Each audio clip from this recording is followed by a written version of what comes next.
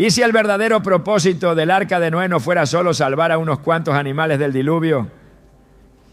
¿Y si esa historia milenaria escondiera un mensaje profético que muy pocos han logrado comprender? En Génesis 6:14, Dios le ordena a Noé: hazte un arca de madera de gofer, harás aposentos en el arca y la calafatearás con brea por dentro y por fuera. Esta instrucción, que parece técnica y específica, en realidad revela un patrón espiritual profundo que apunta al plan de salvación eterna. Hoy exploraremos cómo cada detalle del arca fue diseñado con un propósito divino que va mucho más allá de lo literal. Revelaremos las conexiones ocultas entre el arca, Cristo y la redención final. ¿Estás listo para entender lo que Dios tiene reservado para ti? Desde los primeros capítulos de la Biblia, el relato del arca de Noé ha capturado la imaginación de generaciones enteras. Es una historia que suele enseñarse desde la infancia como un simple cuento sobre animales y lluvia. Pero lo que muchos cristianos no conocen es que esta narración encierra una de las verdades espirituales más profundas y reveladoras de toda la Escritura. El arca no fue simplemente una barca construida para proteger a Noé y a los animales del diluvio.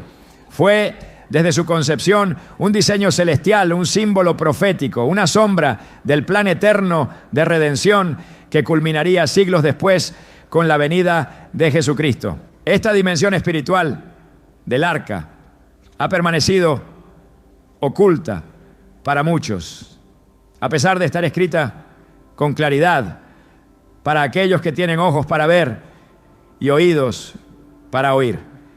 En Génesis 6:14 Dios da la instrucción específica: hazte un arca de madera de gofer, harás aposentos en el arca y la calafatearás con brea por dentro y por fuera.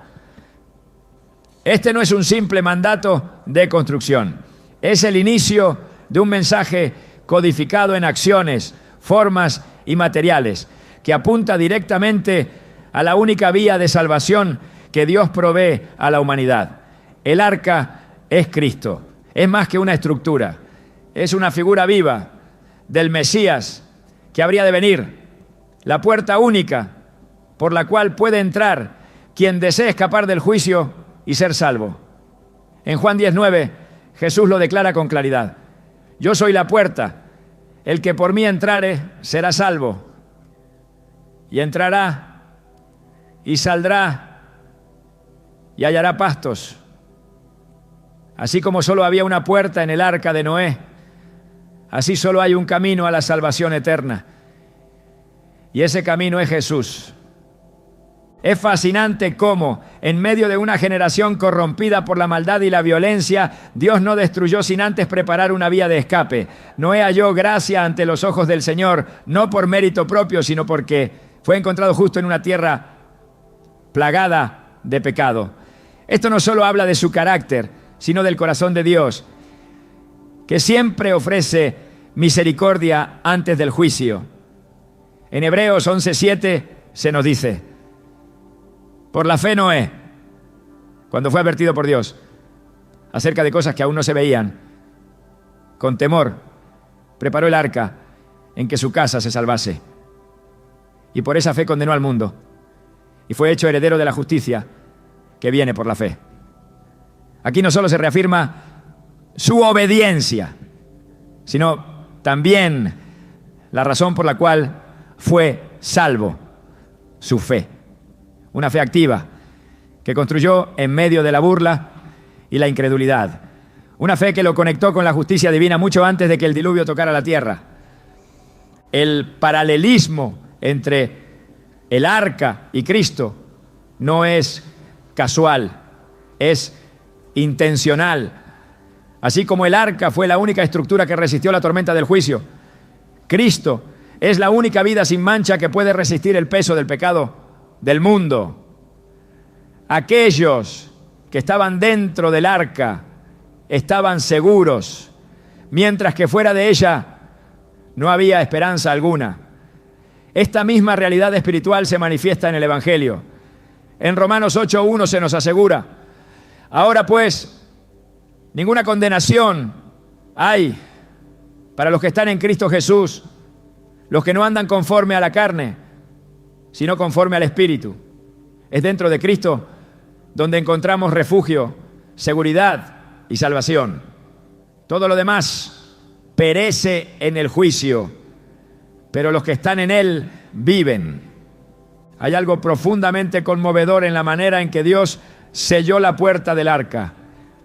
No fue Noé quien la cerró desde dentro, fue Dios quien la cerró desde fuera. Génesis 7:16 dice: y los que vinieron, macho y hembra, de toda carne vinieron, como le había mandado Dios, y Jehová le cerró la puerta. Esta acción representa no solo la soberanía de Dios sobre los tiempos y las decisiones, sino también el límite de la gracia. El arca estuvo abierta por años mientras Noé la construía. Aquel que quisiera entrar podía hacerlo, pero llegó el día en que la puerta se cerró, y una vez cerrada, no se volvió a abrir hasta después del juicio. Esta es una advertencia seria para nuestra generación. Muchos juegan con la idea de la fe. Piensan que siempre habrá tiempo, que podrán acercarse a Dios más adelante, cuando les convenga. Pero como en los días de Noé, vendrá el momento en que la puerta se cerrará, y lo que quede fuera será irremediablemente alcanzado por el juicio. Jesús mismo usó esta historia para ilustrar la condición espiritual de los últimos tiempos. En Mateo 24, 37 a 39 dijo: mas como en los días de Noé, así será la venida del Hijo del Hombre. Porque como en los días antes del diluvio estaban comiendo y bebiendo, casándose y dando en casamiento hasta el día en que Noé entró en el arca, y no entendieron hasta que vino el diluvio y se los llevó a todos. Así será también la venida del Hijo del Hombre. Esto no solo conecta los tiempos antiguos con los actuales, sino que establece una verdad innegable. El patrón se repite. Lo que ocurrió con Noé ocurrirá otra vez. Y como entonces, solo habrá una vía de salvación: estar dentro del arca, es decir, estar en Cristo. Es impactante observar que mientras Noé construía el arca, también predicaba. 2 Pedro 2:5 lo llama pregonero de justicia. Durante décadas Noé advirtió, enseñó, rogó, pero no lo escucharon. Su mensaje fue considerado ridículo, exagerado, irrelevante. Y sin embargo, cada golpe de martillo en la madera era un eco del juicio que se acercaba. ¿Cuántas veces hemos escuchado nosotros advertencias, predicaciones, llamadas al arrepentimiento y las hemos ignorado con indiferencia? El arca de Noé nos muestra que la misericordia tiene un límite temporal. Dios es paciente, sí, pero su paciencia tiene propósito, no es perpetua. En 2 Pedro 3:9 se nos dice: el Señor no retarda su promesa, según algunos la tienen por tardanza, sino que es paciente para con nosotros, no queriendo que ninguno perezca, sino que todos procedan al arrepentimiento. Esta paciencia es un regalo, pero no debe malinterpretarse como permisividad. En los días de Noé, el agua fue el instrumento de juicio y a la vez de salvación. Todo lo que no estaba dentro del arca fue destruido, pero lo que estaba dentro fue elevado por las mismas aguas. Lo que para el mundo fue muerte, para Noé fue ascenso. Este mismo principio opera en la cruz. Lo que para muchos fue una ejecución más, para nosotros fue la puerta a la vida eterna. Cristo, como el arca, fue elevado, y en su elevación llevó a los suyos a salvación. Juan 12:32 lo declara: y yo, si fuere levantado de la tierra, a todos atraeré a mí mismo. Este levantamiento tiene implicaciones eternas. Como el arca que flotó sobre las aguas del juicio, Cristo nos lleva por encima del pecado, por encima de la condenación, por encima de la muerte. Otro detalle poderoso del arca es su aislamiento. Una vez dentro, Noé y su familia no tenían contacto con el exterior, no porque fueran mejores, sino porque habían respondido a la gracia. Estaban separados, sellados, protegidos. En Efesios 1:13 Pablo dice: habiendo oído la palabra de verdad, el evangelio de vuestra salvación, y habiendo creído en él, fuisteis sellados con el Espíritu Santo de la promesa. Este sello es protección, identidad, garantía.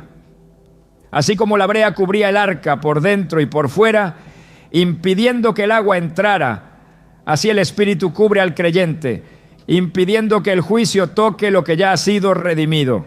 Es una cobertura espiritual que no se ve con ojos naturales, pero que es más real que cualquier estructura física.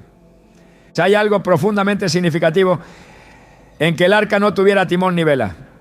Noé no dirigía la embarcación. Su único trabajo era construir según las instrucciones divinas y entrar cuando se le ordenara. El resto lo hacía Dios. Esto nos enseña una lección poderosa sobre la fe y la obediencia. A veces creemos que nuestra salvación o nuestro llamado depende de cuánto control tengamos sobre las circunstancias. Pero el verdadero creyente confía en que Dios es quien dirige, quien sostiene, quien lleva. El arca no necesitaba dirección humana porque era llevada por la voluntad divina. Así también, cuando estamos en Cristo, no necesitamos manipular el camino. Solo debemos permanecer en Él y Él nos llevará a buen puerto. Todo en el relato del arca apunta hacia la redención. Desde la madera que recuerda la cruz hasta la única puerta que representa a Cristo, pasando por la brea que simboliza la cobertura del Espíritu y las dimensiones perfectas que hablan de un plan divino meticulosamente diseñado. Este no es un cuento para niños, es una advertencia para los adultos, es una revelación para los que buscan la verdad, es un llamado urgente a entrar en el refugio eterno antes de que se cierre la puerta. A lo largo de la historia, muchos han querido desmentir o minimizar el relato del arca. Algunos lo llaman mito, otros lo reducen a una fábula moral. Pero la palabra de Dios es clara. Jesús mismo afirmó la veracidad del relato. Y si el Hijo de Dios lo validó, ¿quiénes somos nosotros para ponerlo en duda? Lucas 17, 26, 27 dice: como fue en los días de Noé, así también será en los días del Hijo del Hombre. Comían, bebían, se casaban y se daban en casamiento hasta el día en que entró Noé en el arca y vino el diluvio y los destruyó a todos. Estas palabras no son una anécdota, son una advertencia. Hoy, igual que entonces, hay una generación que ignora las señales, que se burla del mensaje, que vive como si el juicio nunca fuera a llegar. Pero el arca ya está construida, Cristo ya ha venido. La puerta sigue abierta, pero no por mucho tiempo. El tiempo de gracia tiene un límite y el sonido del martillo ha sido reemplazado por el eco de la cruz. Quien entre, vivirá. Quien permanezca fuera, perecerá. Así de claro, así de urgente, así de real. Y ahora que comprendes que el arca era más que madera y brea, ahora que sabes que era una sombra del Cristo venidero, ¿te quedarás afuera observando o entrarás por la única puerta que conduce a la vida eterna? El tiempo de decidir es ahora, porque pronto, muy pronto, Dios volverá a cerrar la puerta. Cuando Dios instruyó a Noé sobre cómo construir el arca, no lo dejó a la imaginación humana ni al criterio personal. Cada detalle, cada medida, cada material especificado llevaba consigo un significado espiritual profundo. Nada fue improvisado, nada fue superficial. En Génesis 6:14 el Señor ordena: hazte un arca de madera de gofer, harás aposentos en el arca y la calafatearás con brea por dentro y por fuera. Este versículo encierra mucho más que una simple instrucción de carpintería. es una revelación encubierta, una arquitectura divina que refleja principios eternos de redención, protección y santidad. Cada parte del arca tiene un eco espiritual que resuena en la vida del creyente y en el carácter mismo de Cristo. La madera de gofer, mencionada solo en este pasaje, es un elemento misterioso para muchos estudiosos. Sin embargo, lo que resalta no es tanto la especie exacta, sino el simbolismo. La madera, desde el principio hasta el fin de la Biblia, aparece asociada con sacrificio, redención y juicio. El altar de los holocaustos en el tabernáculo fue hecho de madera de acacia, cubierta de bronce. La cruz donde Cristo fue crucificado, en su material más probable, era también de madera, recordándonos que el instrumento de salvación y de juicio fue construido sobre algo natural, pero consagrado por lo divino. De igual manera, el arca se edifica sobre un recurso sencillo, transformado por el mandato de Dios en un instrumento de salvación. Así, la madera de gofer no es solo un componente estructural, sino una alusión al carácter humano de Cristo, plenamente hombre, pero preparado, sellado y ungido para cumplir el plan de redención. La orden de calafatear el arca por dentro y por fuera con brea nos revela otro nivel de protección. La brea, un material pegajoso e impermeable, representa una cobertura que impide que las aguas del juicio penetren. Este acto doble, sellarla por dentro y por fuera, es un recordatorio de cómo la redención en Cristo opera en cada aspecto del ser humano.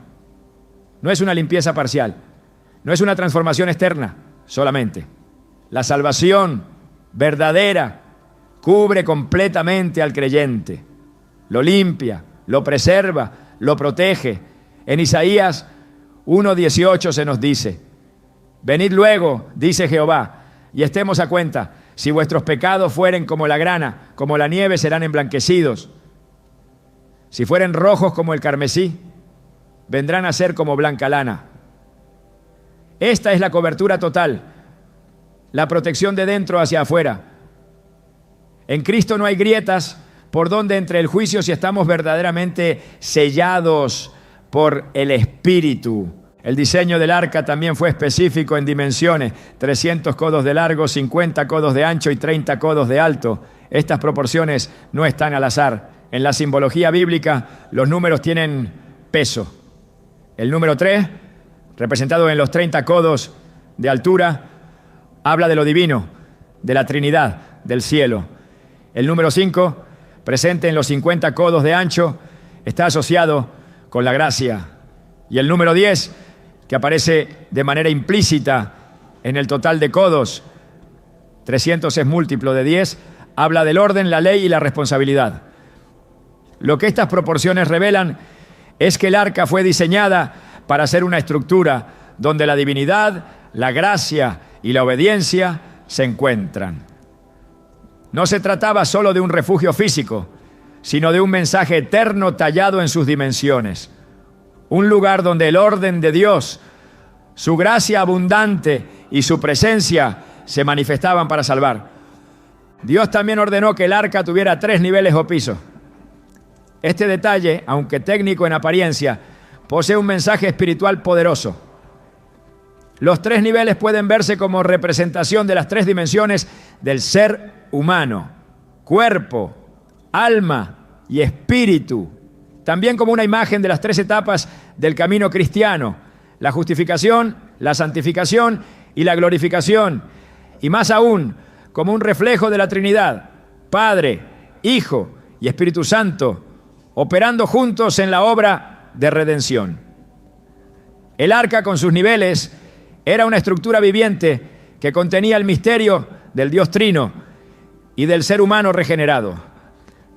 Lo que estaba siendo preservado dentro del arca no era solo vida física, sino el diseño completo de la restauración del hombre según la imagen de su creador.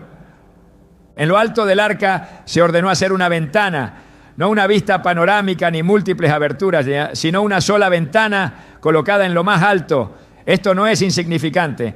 En medio del juicio, en medio de la tormenta, la única dirección en la que Noé podía mirar era hacia arriba, no hacia los lados, no hacia atrás, no hacia abajo, solo hacia arriba. Esta es la perspectiva de la fe. Colosenses 3:1 nos exhorta: si pues habéis resucitado con Cristo, buscad las cosas de arriba, donde está Cristo sentado a la diestra de Dios. La ventana alta del arca es un llamado a mantener la mirada en lo eterno, incluso cuando todo alrededor parece desmoronarse. La luz entra desde lo alto. La esperanza se renueva desde arriba. La orientación divina no proviene del análisis de las olas, sino de la comunión con lo alto. Esa única apertura es símbolo de dependencia total, de visión celestial, de expectativa correcta. El arca tenía también un aspecto distintivo: solo una puerta, no múltiples accesos, no salidas alternativas, una única entrada. Este detalle se conecta directamente con las palabras de Jesús en Juan 14:6. Yo soy el camino y la verdad y la vida. Nadie viene al Padre sino por mí. En la época de Noé no había forma de salvarse construyendo otra barca, trepando a un monte o improvisando un refugio. Solo quien entraba por esa única puerta quedaba a salvo. Esa puerta es figura de Cristo, es la exclusividad de su obra redentora. No hay salvación en ningún otro nombre, no hay atajos ni rutas alternativas.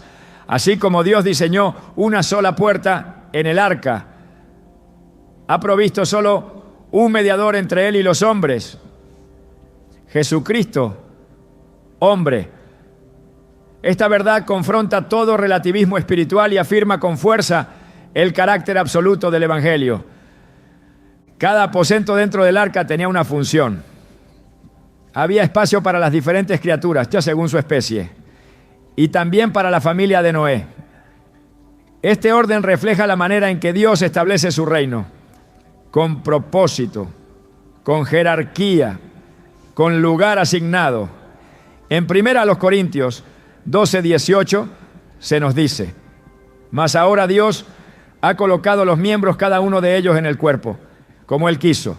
Dentro del arca nadie estaba allí por casualidad. Cada quien tenía una posición y un papel. Esta misma lógica opera en la iglesia. No todos tienen el mismo don ni la misma función, pero todos han sido colocados por diseño. La estructura del arca nos recuerda que hay un lugar para cada creyente en el cuerpo de Cristo, y que cuando cada parte funciona en su lugar, el propósito de Dios avanza con poder y protección. Es necesario también detenernos en el hecho de que el arca fue construida en tierra firme, bajo cielo despejado, en medio de una generación que jamás había visto llover. Esto no solo es una lección sobre la fe, sino también sobre obediencia precisa. Dios no le pidió a Noé que adaptara el diseño a sus ideas. No le dejó espacio para ajustes ni creatividad personal. Le dio un plano detallado y Noé lo ejecutó sin desviarse. Esta exactitud en la obediencia es la misma que se espera del creyente hoy. No basta con tener buena intención. Es la obediencia concreta a los términos divinos lo que garantiza la efectividad del refugio espiritual. En Deuteronomio 5:33, el Señor instruye: andad en todo el camino que Jehová vuestro Dios os ha mandado, para que viváis y os vaya bien, y tengáis largos días en la tierra que habéis de poseer. No se trata solo de caminar, sino de hacerlo según lo mandado. En el interior del arca no se registran voces de confusión, ni competencia, ni desorden. Todo estaba bajo el control de Dios. La tormenta estaba afuera, pero adentro reinaba el orden. Esta distinción es esencial. En muchas ocasiones, Los creyentes viven con angustia y miedo, incluso dentro del arca espiritual que es Cristo, porque aún no han entendido que dentro de Él hay paz, aunque el mundo esté colapsando. Filipenses 4:7 lo expresa de esta manera. Y la paz de Dios, que sobrepasa todo entendimiento, guardará vuestros corazones y vuestros pensamientos en Cristo Jesús. El diseño del arca no solo preservaba la vida física, sino que era un ambiente de quietud, de espera, de obediencia paciente. Noé no abrió la puerta hasta que Dios lo indicó. No se desesperó, no se adelantó, no buscó forzar la salida. Esperó la dirección divina. Este principio es vital en la vida del creyente. La obediencia no termina al entrar en Cristo. Continúa en el proceso de caminar según sus tiempos. Al salir del arca, después de que las aguas bajaron, Noé no construyó primero una casa, ni buscó alimento. Lo primero que hizo fue edificar un altar. Génesis 8:20 dice: y edificó Noé un altar a Jehová, y tomó de todo animal limpio y de toda ave limpia, y ofreció holocausto en el altar. Este acto nos enseña que todo refugio verdadero debe conducirnos a la adoración. No se trata solo de escapar del juicio, sino de reconocer al que salva. El diseño del arca estaba completo cuando se tradujo en una vida de gratitud, de consagración, de honra al Creador. La arquitectura divina no termina en protección, sino en transformación. Quien ha sido preservado, adora. Quien ha sido cubierto, entrega. Quien ha sido salvado, se consagra. Todo lo que compone el arca, desde su estructura hasta su propósito final, está saturado de significado espiritual. No fue una construcción rudimentaria ni un intento humano por escapar del desastre. Fue un acto profético, guiado por el cielo, ejecutado en obediencia y lleno de revelación eterna. La verdad oculta del arca es que no era solo un bote gigante, era una figura viva del Evangelio, una casa de gracia en medio del juicio, una manifestación visible de una verdad invisible. En cada tabla, cada clavo, cada medida y cada rincón, Dios hablaba. Y aún hoy sigue hablando. El creyente que comprende esto no verá más el relato de Noé como una historia infantil. Lo leerá con reverencia, con temor santo y con una urgencia renovada. Porque el mismo Dios que dio instrucciones exactas para el arca es el que ha trazado el camino exacto hacia la salvación en Cristo. No podemos modificarlo, no podemos ignorarlo, no podemos suponer que otra vía será suficiente. El diseño ya fue dado y quien lo sigue vivirá. En una generación marcada por la corrupción, la violencia y la indiferencia espiritual, el llamado de Dios a Noé se levanta como una señal que atraviesa los siglos. No fue elegido por azar ni por mérito propio, sino porque halló gracia ante los ojos del Señor. Esta gracia no fue pasiva, se tradujo en obediencia radical. Noé no solo creyó en las palabras de Dios, las convirtió en acción, en estructura, en refugio. Génesis 6:9 lo describe como varón justo, era perfecto en sus generaciones. Con Dios caminó Noé. Esta descripción no es una exageración, sino una declaración que encierra el secreto de su salvación. Caminó con Dios cuando todos caminaban en dirección contraria. Mientras el mundo se sumergía en su propia decadencia, Noé construía un arca en tierra seca. La imagen es poderosa. Una estructura inmensa levantándose bajo cielos despejados, sin señales de lluvia, sin precedentes de juicio. No había evidencia tangible que respaldara lo que él anunciaba, pero aún así obedeció. La obediencia que agrada a Dios no espera confirmación visual. Se fundamenta en la certeza de la voz divina. Hebreos 11. Uno define esta postura con claridad. Es, pues, la fe, la certeza de lo que se espera. La convicción de lo que no se ve. Noé construyó no porque vio la tormenta, sino porque creyó en el que prometió enviarla. Su obediencia no era impulsada por miedo, sino por reverencia. No intentó adaptar el mensaje de Dios para hacerlo más aceptable.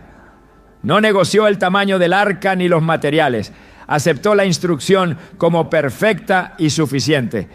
El relato bíblico enfatiza que Noé hizo conforme a todo lo que Dios le mandó.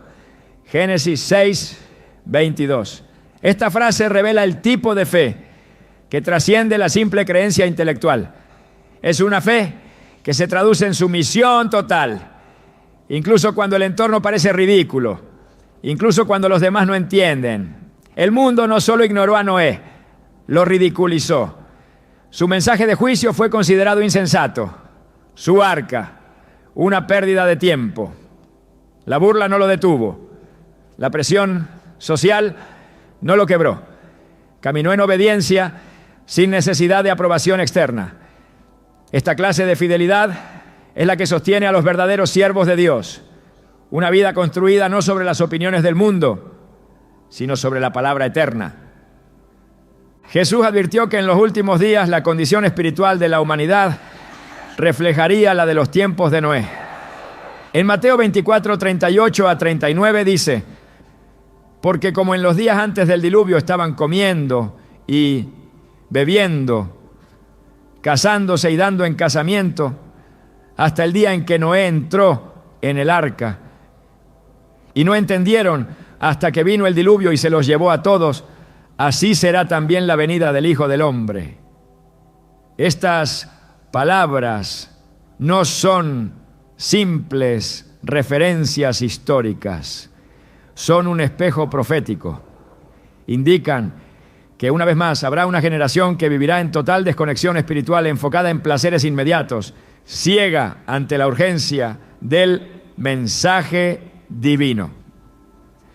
En medio de esta oscuridad se espera que los hijos de Dios vivan como Noé, obedientes, separados, inquebrantables. La obediencia de Noé se manifestó en la constancia. La construcción del arca no fue una tarea de semana. Requirió años de esfuerzo, persistencia y fidelidad. No hay registro de que Noé recibiera nuevas instrucciones diarias. Lo que tuvo fue una palabra inicial, clara y suficiente. Su fe se expresó en su capacidad de perseverar incluso cuando no veía progreso inmediato. Esta lección es crucial. Muchos creen que obedecer a Dios implica una serie de milagros visibles y confirmaciones frecuentes. Pero la verdadera obediencia se prueba en la rutina, en la espera, en la disposición de continuar construyendo incluso cuando todo parece igual. Gálatas 6:9 lo expresa de forma contundente. No nos cansemos pues de hacer bien, porque a su tiempo segaremos, si no desmayamos. El entorno en el que Noé vivió no era neutral. Génesis 6:5 declara: y vio Jehová que la maldad de los hombres era mucha en la tierra, y que todo designio de los pensamientos del corazón de ellos era de continuos solamente al mal. Esta descripción no habla solo de actos externos, sino de una corrupción interna, profunda, generalizada. El corazón humano estaba inclinado al mal en todo momento. En medio de ese panorama, Noé decidió caminar con Dios. Su decisión no fue un accidente, fue una determinación consciente. Rechazó la corriente de su generación y eligió la senda de la comunión con Dios. Esta decisión tuvo un costo: la obediencia verdadera.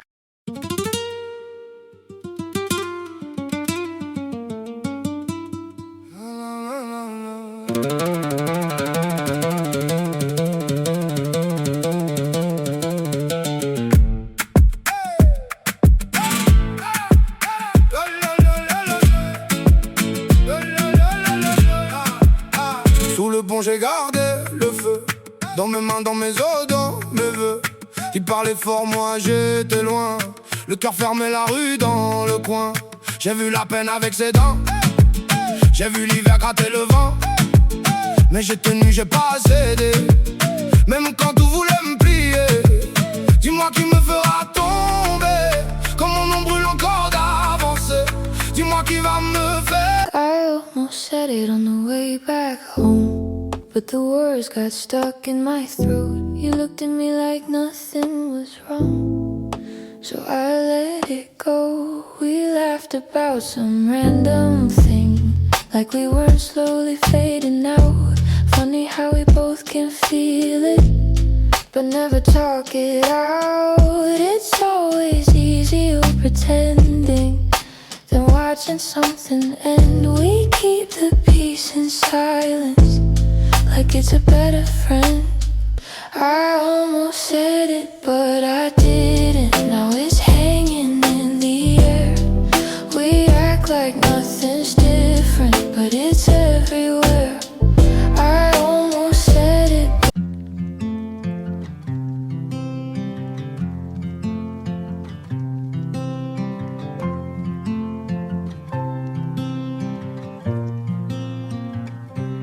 They said I'd break in heavy weather, bend too far and lose my shape.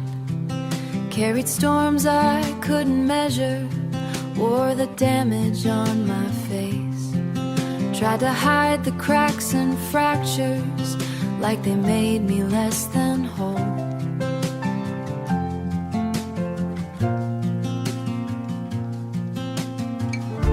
But every line just traced the map of everywhere I've grown.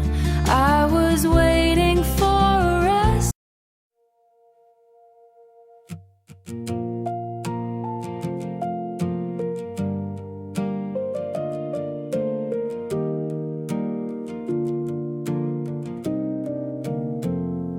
We stopped finishing our sentences, left them hanging in the air.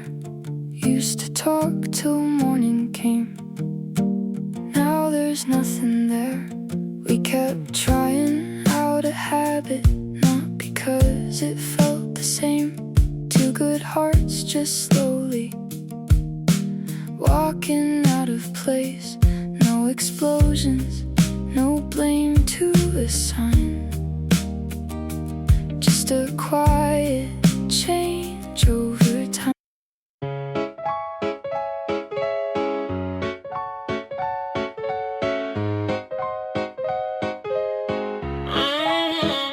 I wake up tired before the day starts. Coffee cold, same loop, restart. Everybody moving like they got a map. I'm just trying not to collapse. Notifications feel like pressure. Even silence got weight now. Smiling just to look better while I'm falling through the crowd. They say you're doing fine, just keep it up. But they don't see what it costs. If this is what it takes to win, I think I'm already lost. I got a burnout halo, glowing under broken sleep.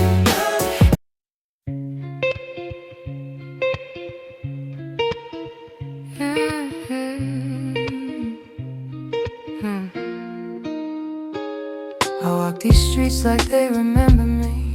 Neon signs blinking out my history. Same old cafe, same empty seat, but nothing here feels like it knows me. Phone in my hand, but I don't call back. Voices fade in the train track crack. Everybody's moving too fast. I'm stuck in a place I can't outlast it. Every corner feels like deja vu, like I've been lost here way too long. Even the silence hums your tune, but I can't tell what went wrong. This city knows my name too well, but never asked.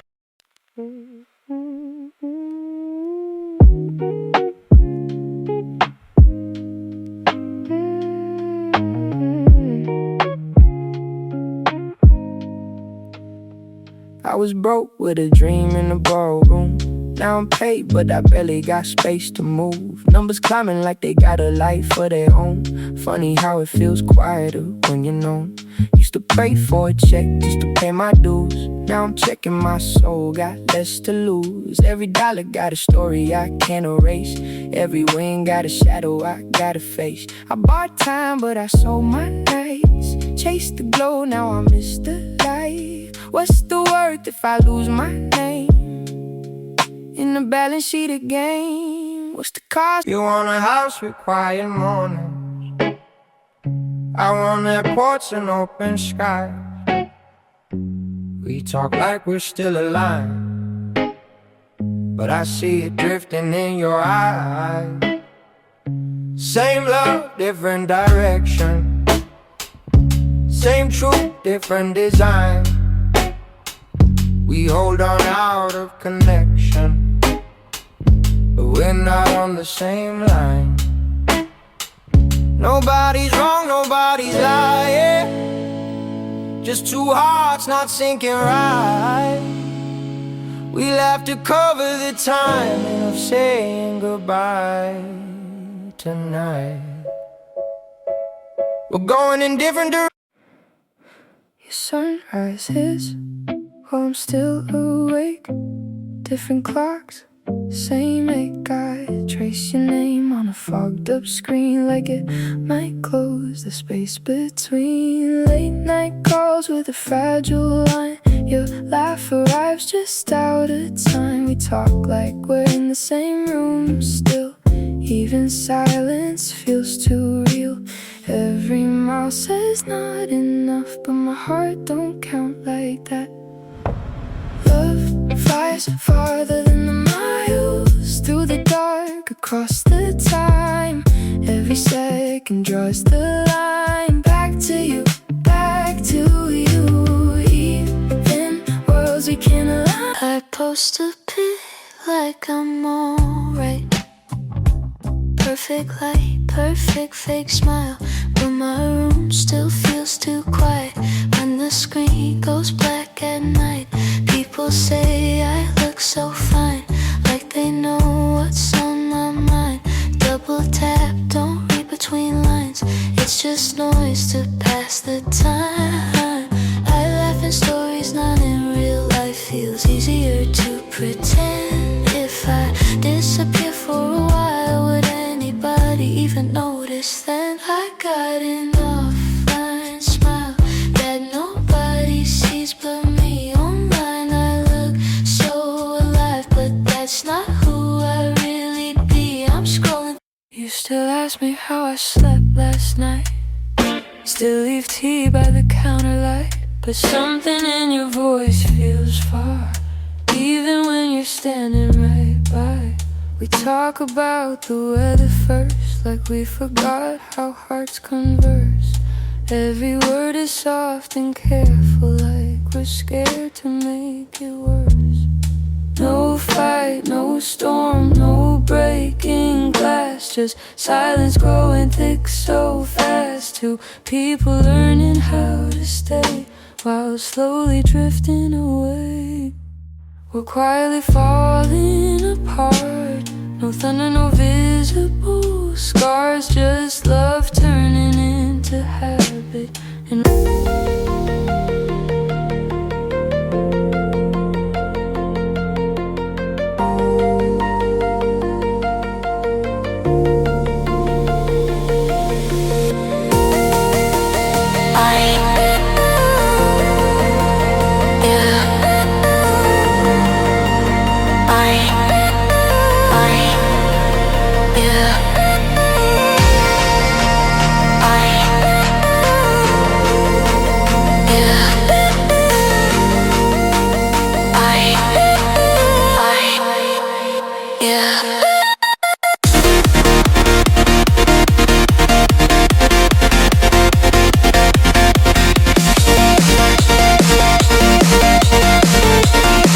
verdadera siempre lo tiene.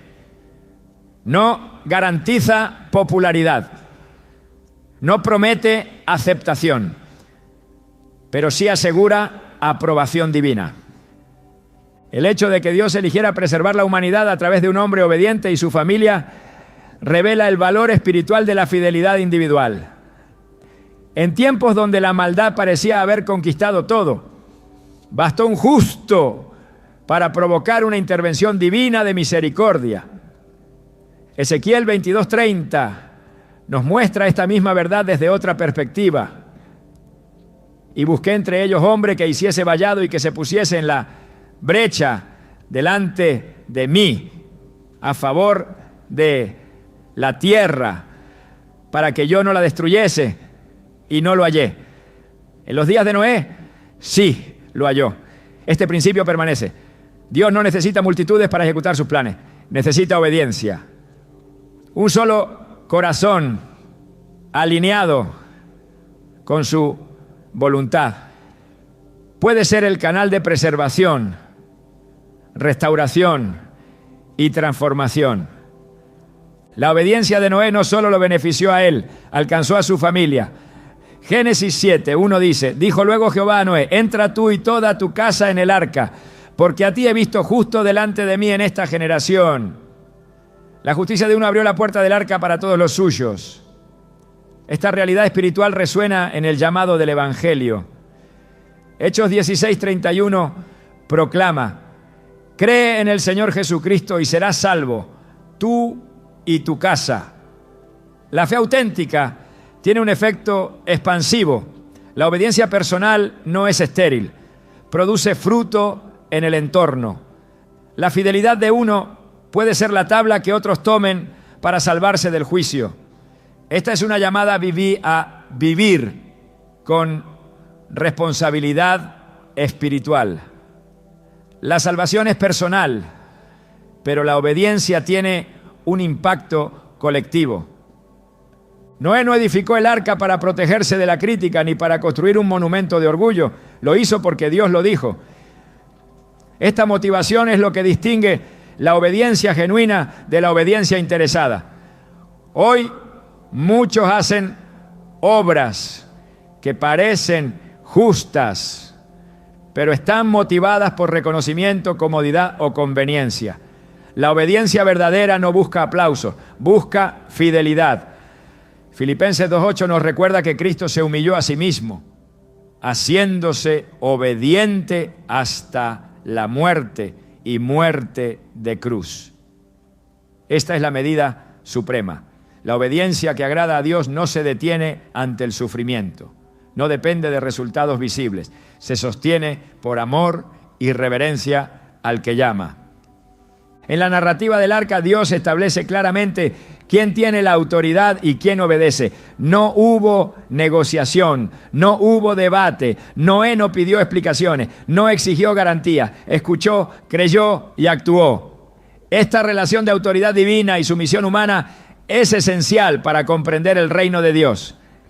En una cultura donde todo se cuestiona, donde se exalta la autonomía por encima del sometimiento, la figura de Noé se levanta como un recordatorio de que la fe no se ejerce en igualdad de condiciones con Dios. Él habla, nosotros respondemos, y solo cuando la respuesta es obediencia, la fe es completa. La construcción del arca no solo fue un acto de obediencia práctica, fue también un acto profético. Cada clavo, cada tabla, cada medida hablaba de un juicio que vendría y de una salvación disponible. Noé no solo construía una barca, construía una declaración que Dios juzgaría la maldad, pero también proveería una salida. Su vida era una predicación constante. Cada día que martillaba, predicaba. Cada día que levantaba una pared, anunciaba. Aunque no lo escucharan, aunque no lo creyeran, él proclamaba con su obediencia que Dios no sería burlado. Segunda de Pedro 2:5 lo llama pregonero de justicia. No lo hizo con palabras únicamente, sino con acciones visibles. Esta es la proclamación que transforma, la que se construye con perseverancia, fidelidad y coherencia.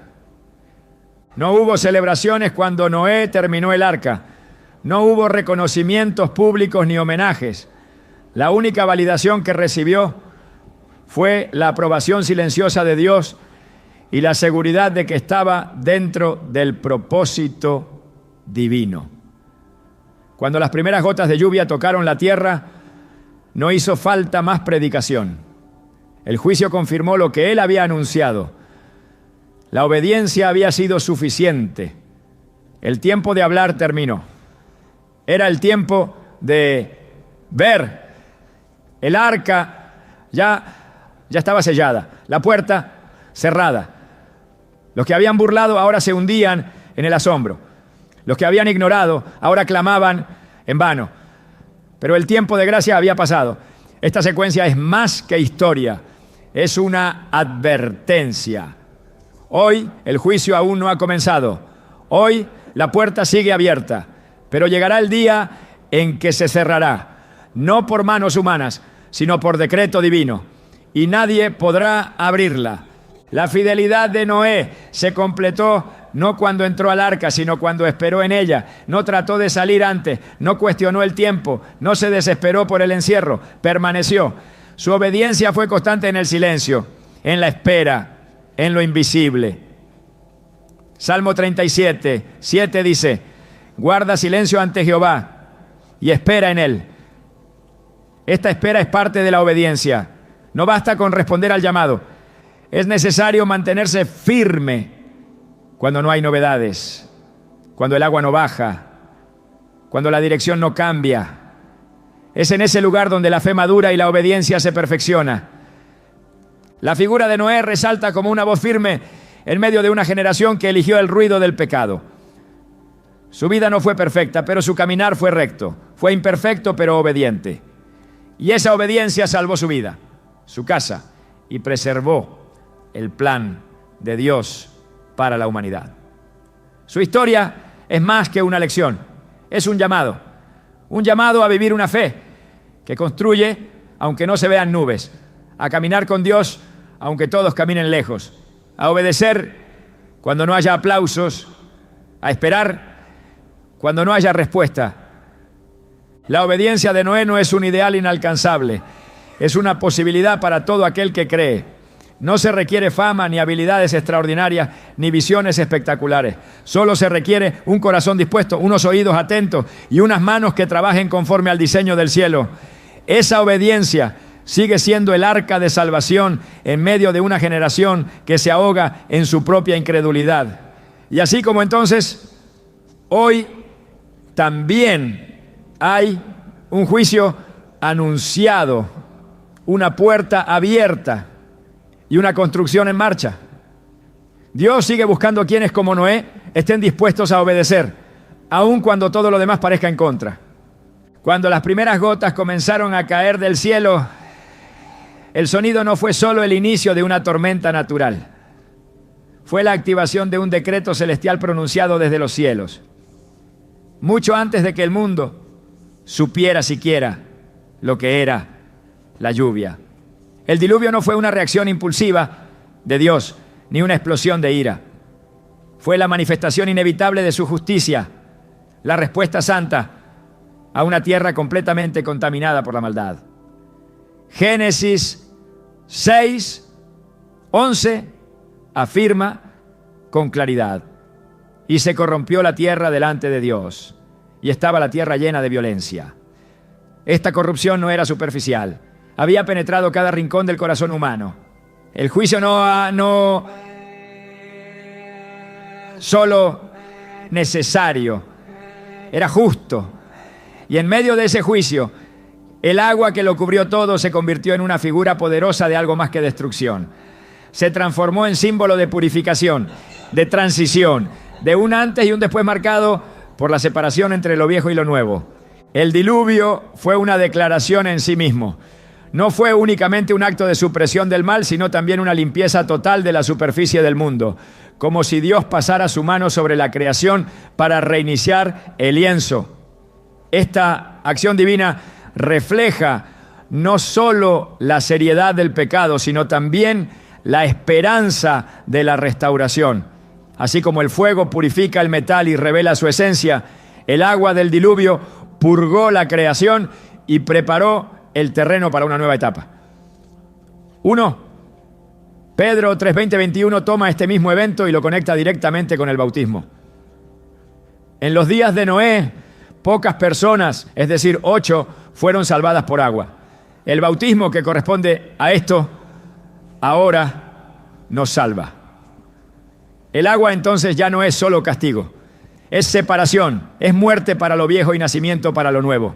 No es coincidencia que en el Nuevo Testamento el símbolo de nuestra nueva vida también sea el agua.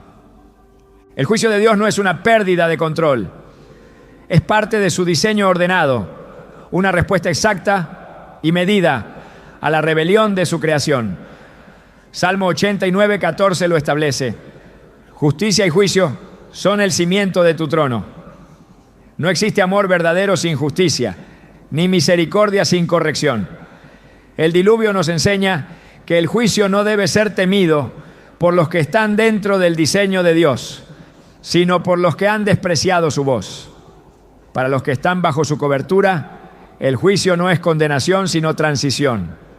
Noé, dentro del arca, no fue alcanzado por la furia de las aguas, fue levantado por ellas.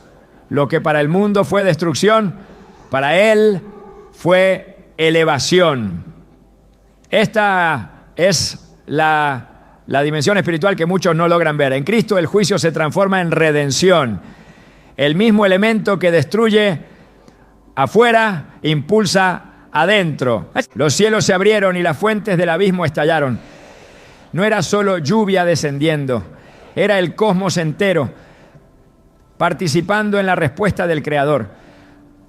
Génesis 7:11 registra: en el año 600 de la vida de Noé, fueron rotas todas las fuentes del grande abismo y las cataratas de los cielos fueron abiertas. El lenguaje es deliberadamente dramático porque el acto fue total. Dios no permitió una simple inundación parcial. No se trató de corregir unos errores aislados. Era el reinicio completo. El juicio divino no admite mitades. Cuando llega, lo cubre todo. Es absoluto. No por crueldad, sino por coherencia. Lo que es impuro no puede sostenerse eternamente delante de la santidad. Esta verdad se extiende más allá del relato de Noé. Se conecta con el final de los tiempos, donde Apocalipsis 20 habla del juicio final, donde los muertos fueron juzgados por las cosas que estaban escritas en los libros, según sus obras. La Biblia no presenta un Dios parcial, presenta un Dios justo. Noé no detuvo el juicio, no intercedió como lo haría Abraham más adelante por Sodoma, no negoció, no cuestionó, guardó silencio, porque el juicio de Dios era inapelable. Él sabía que su papel no era cambiar la mente de Dios, sino alinearse a su propósito. Lo que lo salvó no fue su argumento, sino su obediencia. Este patrón es vital para entender la dinámica espiritual del diluvio. No se trata de escapar del juicio por medio de justificaciones, sino por medio de una vida escondida en el refugio que Dios ha provisto. En el caso de Noé, el arca. En nuestro caso, Cristo. Juan 3:36 nos advierte: el que cree en el Hijo tiene vida eterna, pero el que rehúsa creer en el Hijo no verá la vida, sino que la ira de Dios está sobre él. El juicio no se evita con religiosidad, se evita entrando en la única cobertura válida delante del trono, la justicia del Hijo. La duración del diluvio también está cargada de significado. 40 días y 40 noches. En el lenguaje bíblico, el número 40 siempre está relacionado con procesos de purificación, pruebas y transición. Moisés estuvo 40 días en el Sinaí. Israel vagó 40 años en el desierto. Jesús fue tentado durante 40 días. En cada caso, ese periodo marca un punto de inflexión. Noé y su familia pasaron por esa cifra no como simple conteo cronológico, sino como una transformación espiritual profunda. Cada día en el arca era parte del proceso. No solo sobrevivían, se estaban preparando para pisar una tierra distinta, un mundo sin el ruido del pecado anterior, un nuevo comienzo. Y ese nuevo inicio no vino sin espera, sin pruebas, sin el desgaste del tiempo. El juicio de Dios no solo elimina el mal, también forma el carácter, purifica al justo, refina la fe. El agua que rodeaba el arca no solo era la manifestación del juicio, sino la separación clara entre dos mundos, el que existía antes del diluvio y el que vendría después. Esta división es fundamental en el diseño espiritual de Dios. En 2 Corintios 5:17 se declara: de modo que si alguno está en Cristo, nueva criatura es, las cosas viejas pasaron. He aquí todas son hechas nuevas. El juicio marca la frontera, no hay mezcla entre lo viejo y lo nuevo. El paso de Noé desde la vieja creación a la nueva fue total. No quedó conexión alguna con el mundo anterior, ninguna atadura, ningún puente. Y eso fue obra del agua. Hoy esa misma separación ocurre cuando alguien entra en Cristo. No se trata de modificar el pasado, sino de cruzar a otra naturaleza completamente distinta. El juicio no es solo la muerte de lo viejo, es el nacimiento de lo que ha sido llamado por Dios. La idea de que el juicio de Dios es una expresión de amor puede parecer contradictoria para muchos. Sin embargo, es precisamente en el juicio donde se revela su compromiso con la verdad, con la justicia, con la restauración. Proverbios 3:12 declara: porque Jehová al que ama castiga, como el padre al hijo a quien quiere. El diluvio no fue un acto caprichoso, fue un acto doloroso, pero necesario. Dios no se complace en el castigo, pero tampoco lo evita si con ello protege la integridad de su plan. No podía permitir que la humanidad continuara su curso hacia la autodestrucción. No podía tolerar eternamente un mundo que había renunciado voluntariamente a toda forma de corrección. El juicio fue la cirugía espiritual que el mundo necesitaba para no caer en la ruina total. Y en esa cirugía, aunque dolorosa, se manifestó el profundo amor de un Dios que desea restaurar lo que ha creado. Después de los días del juicio, las aguas comenzaron a descender, pero el arca no se detuvo de inmediato. Flotó durante meses antes de tocar tierra. Esta etapa final del juicio es igualmente significativa. Enseña que el proceso de transición no es inmediato. Hay una distancia entre el fin del juicio y el establecimiento de lo nuevo. Noé tuvo que esperar. No se apresuró a salir. No rompió la puerta del arca. Esperó la voz de Dios. Génesis 8:15 a 16 dice: entonces habló Dios a Noé diciendo: sal del arca tú y tu mujer y tus hijos y las mujeres de tus hijos contigo. La salida no fue por intuición ni por deseo humano, fue por mandato. Porque incluso después del juicio seguimos dependiendo de la dirección divina. El diluvio no eliminó la necesidad de escuchar a Dios, la reforzó. La tierra que Noé encontró al salir del arca no era la misma que había conocido. Era virgen, silenciosa, sin huella humana ni ruido de ciudades corrompidas. Era tierra renovada, no restaurada a lo anterior, sino hecha nueva. Esta es la imagen del reino después del juicio. No es una mejora de lo viejo, es una realidad completamente distinta.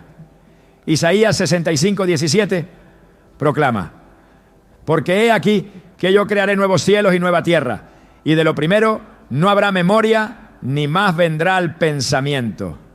Esta promesa no es una metáfora, es la esperanza viva que nace después de la purificación. El juicio no tiene como fin la destrucción, tiene como fin la gloria. Y esa gloria solo puede establecerse sobre un fundamento limpio, donde la justicia sea el ambiente y la presencia de Dios, la luz permanente. El diluvio fue una advertencia, una purificación, una separación y una transición, pero también fue una profecía. Anunció lo que habría de venir al final de los tiempos. Un juicio universal, no con agua, sino con fuego. 2 Pedro 3, 6 a 7 lo afirma. Por lo cual el mundo de entonces pereció anegado en agua. Pero los cielos y la tierra que existen ahora están reservados por la misma palabra, guardados para el fuego, en el día del juicio y de la perdición de los hombres impíos. Así como hubo un arca entonces, hay uno ahora. Y así como solo se salvó quien entró, solo vivirá quien hoy se esconda en Cristo. El mensaje permanece inalterable. La puerta está abierta, pero no lo estará para siempre. El agua ya no sube, pero el fuego está escrito. La verdad oculta sobre el diluvio no es solo su devastación, es su profundidad espiritual, es la manera en que revela el carácter de Dios, la seriedad del pecado, la necesidad del juicio y la belleza de la restauración. Es el mensaje que despierta a los dormidos, que sacude la indiferencia, que separa el trigo de la cizaña. No es una historia antigua, es una señal eterna. Y sigue hablando hoy a cada corazón dispuesto a escuchar. La entrada de los animales en el arca no fue un detalle secundario ni una simple logística natural. Fue parte del diseño divino que revelaba un orden celestial mucho más profundo de lo que muchos suponen. La imagen de las criaturas entrando por parejas y en grupos específicos no fue una casualidad funcional. Fue una manifestación visible de la soberanía absoluta de Dios sobre toda la creación. Génesis 7, 8 a 9 registra: de los animales limpios y de los animales que no eran limpios, y de las aves y de todo lo que se arrastra sobre la tierra, de dos en dos entraron con Noé en el arca, macho y hembra, como mandó Dios a Noé. Este movimiento no fue dirigido por instinto animal, sino por un mandato espiritual. Noé no los reunió por esfuerzo humano. Fueron guiados por la voz que también ordenó al mar abrirse y al sol detenerse. La distinción entre animales limpios y no limpios se establece aquí antes de la ley mosaica, revelando que ya había un conocimiento espiritual impartido directamente por Dios sobre lo que era santo y lo que no. A los animales limpios se les pidió entrar de 7 en 7, mientras que los no limpios entraron por pares. Este número tiene un significado más allá de la cantidad. El 7, símbolo de completitud, perfección y propósito divino, nos muestra que incluso en el juicio Dios estaba preservando el orden que sustentaría el nuevo pacto. Los animales limpios serían usados más adelante para sacrificios, como el que Noé ofrecería al salir del arca. Este acto de adoración no hubiera sido posible sin la previsión divina de multiplicar lo que sería consagrado. Dios no deja al azar lo que será usado para su gloria. Lo preserva con cuidado, lo separa con intención, lo multiplica antes de tiempo. Cada especie tenía un lugar asignado. No hubo confusión ni caos, no fue una migración desordenada. Fue una procesión marcada por obediencia silenciosa. Esta imagen anticipa el orden del reino, donde cada criatura, cada alma, cada elemento tiene un propósito en la estructura de lo eterno. Salmo 8, 6 a 8, lo confirma al hablar del dominio que Dios ha dado al hombre sobre las obras de sus manos, incluyendo aves, bestias y peces. La creación entera está sometida a su Creador, no por obligación forzada, sino por una obediencia que brota de su soberanía absoluta. En Romanos 8:22 se declara que toda la creación gime a una y a una está con dolores de parto hasta ahora. Ese gemido tiene un origen: la separación de la creación respecto a su orden original. Y ese gemido también tiene una esperanza: la restauración de todas las cosas bajo el gobierno de Cristo. La entrada de los animales no solo fue una señal de preservación biológica, fue una proclamación profética. Cada especie representaba una parte de la creación que sería restaurada después del juicio. En Isaías 11:6 a 9 se describe un tiempo donde morará el lobo con el cordero y un niño los pastoreará, señalando una armonía futura entre criaturas que antes representaban peligro y presa. Este pasaje no es fantasía simbólica, es la promesa de un nuevo orden donde la violencia, la depredación y el desorden serán reemplazados por la paz divina. El arca fue el primer contenedor de ese nuevo pacto. En su interior, enemigos naturales compartieron espacio sin devorarse. El juicio suspendió temporalmente las reglas caídas de la naturaleza para anticipar lo que vendría después, una creación reconciliada con su creador. Este misterio se enlaza con la revelación de que toda la creación fue incluida en el pacto que Dios hizo con Noé al salir del arca. Génesis 9:9 a 10 dice: He aquí que yo establezco mi pacto con vosotros y con vuestros descendientes después de vosotros, y con todo ser viviente que está con vosotros, aves, animales y toda bestia de la tierra. Dios no excluyó a los animales del pacto, los incluyó como testigos y partícipes del nuevo comienzo. La creación no es un telón de fondo, es parte del escenario de redención. Y en el arca esa verdad se manifestó como un anuncio silencioso de que Dios no solo salvaría personas, sino que restauraría todo lo que Él mismo formó con sus manos. La forma en que entraron, guiados, sin rebelión, en pares perfectos y según las instrucciones celestiales, es también una lección sobre la respuesta de la creación a la voz del Creador. Jeremías 8:7 lo dice con lamento. Aún la cigüeña en el cielo conoce su tiempo, y la tórtola, y la grulla, y la golondrina guardan el tiempo de su venida. Pero mi pueblo no conoce el juicio de Jehová. El contraste es doloroso.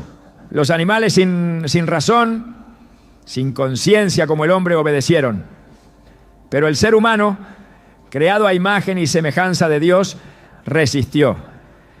El arca no fue solo un refugio, fue un altar viviente donde lo creado se alineó por completo con la voluntad divina, mientras la humanidad, fuera de ese diseño, se hundía en la negación. Esta verdad continúa vigente, Dios sigue hablando y su creación continúa respondiendo. La pregunta es si su pueblo lo está haciendo también. La entrada de los animales al arca fue una marcha sagrada, un cumplimiento de diseño, un símbolo de esperanza. Mostró que en el día del juicio solo entrará lo que esté alineado con el plan divino. No bastará con tener fuerza, inteligencia o belleza. Lo único que garantizará la entrada será la obediencia al llamado. Así como esas criaturas fueron preservadas para participar en el nuevo comienzo, así también los que hoy escuchan y responden serán preservados para compartir el reino que está por manifestarse. Lo que se salvó del diluvio no fue lo más fuerte, sino lo que fue llamado. Lo que entró al arca no fue lo más rápido, sino lo que obedeció. Y esa obediencia es la señal que aún distingue a los que serán preservados cuando vuelva a cerrarse la puerta. Cuando las aguas comenzaron a descender y la violencia del juicio cesó, el arca encontró reposo en un lugar específico determinado por la voluntad de Dios, el monte Ararat. Génesis 8.4 lo registra con precisión. Y reposó el arca en el mes séptimo, a los 17 días del mes, sobre los montes de Ararat. Este detalle no es solo geográfico, es espiritual. El reposo del arca no fue una casualidad, sino una señal. Ararat se convierte en la cima donde la justicia de Dios y la esperanza del hombre se encuentran. Allí, donde antes solo había juicio y destrucción, ahora hay un punto elevado desde donde renacerá la historia humana. El arca no se detuvo en el valle ni en un llano. Fue elevada por las aguas hasta posarse en lo alto, mostrando que después del quebrantamiento, Dios siempre señala un nuevo comienzo desde una altura espiritual. El monte Ararat simboliza el lugar de propósito donde Dios lleva a los que han sido preservados. no es un refugio eterno, es una plataforma de reinicio. La espera dentro del arca no fue el final, sino la preparación para la misión que vendría después. Noé no descendió de la arca por su cuenta, esperó la instrucción divina. Génesis 8:15 a 16 dice: entonces habló Dios a Noé, diciendo: sal del arca tú, y tu mujer, y tus hijos, y las mujeres de tus hijos contigo. La misma voz que los llamó a entrar ahora los llama a salir. El propósito no era solo sobrevivir, era avanzar con dirección, habiendo sido transformado en medio del proceso. El monte es, por tanto, más que tierra firme. Es evidencia de que Dios siempre prepara un lugar donde el justo pueda ponerse en pie para comenzar de nuevo. Desde ese lugar alto, Noé no construyó primero una ciudad ni buscó plantar una viña. Lo primero que hizo fue levantar un altar. Génesis 8:20 lo afirma: y edificó Noé un altar a Jehová. Ese acto marca la diferencia entre un sobreviviente y un adorador.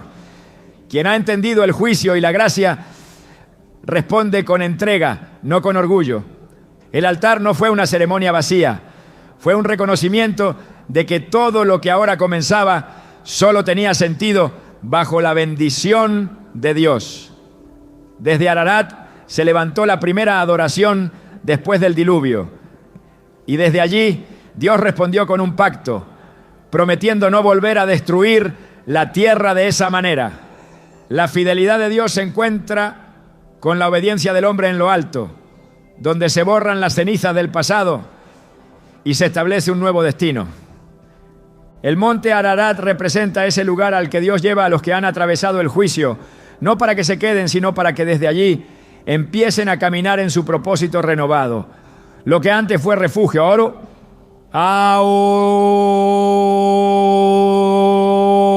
es punto de partida. La vida que fue preservada está lista para multiplicarse. Y la historia vuelve a escribirse, esta vez sobre cimientos purificados por el juicio, pero firmes por la promesa. El verdadero poder del relato del arca de Noé no termina cuando las aguas bajan, ni siquiera cuando Noé desciende. La historia sigue viva porque el arca misma fue más que un refugio. Fue un recordatorio eterno. No fue dejada como monumento ni transformada en templo. Simplemente desapareció de la narrativa como si Dios quisiera decir que el verdadero arca ya no es una estructura, sino una realidad espiritual que sigue vigente. La verdadera pregunta no es si Noé construyó el arca, sino si tú ya has entrado en la tuya. No es un lugar físico, es una decisión interior. Hoy esa puerta sigue abierta, no hay martillos resonando, pero la gracia aún llama. El mundo sigue como en los días de Noé, ocupado, distraído, indiferente. Pero la voz del Espíritu sigue diciendo: entra mientras hay tiempo. El juicio vendrá, no con agua, sino con fuego, y solo quedará en pie aquello que esté dentro del diseño eterno.